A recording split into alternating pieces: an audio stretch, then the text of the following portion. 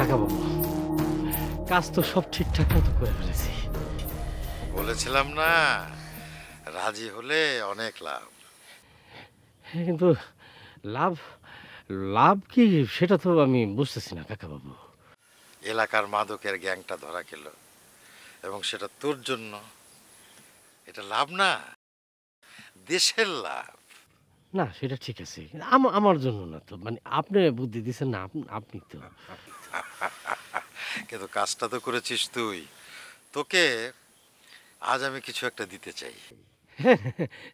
দেন, দেন, ওই আপনার ঝোলার থেকে একটা পেয়ারা দেন খাই। পেয়ারা খাবি? আচ্ছা ঠিক আছে, নে। হারাধন, তোকে একটা কথা এখনো বলা হয়নি, আজকে বল। কোন কোন কাকা বাবু কোন? গুপ্তধন। গুপ্তধন? কিসের কি গুপ্তধন? তোকে সন্ধান দিতে পারি, তবে একটা শর্তে। গুপ্তধন? আপনি সন্ধান দিবেন আমারে?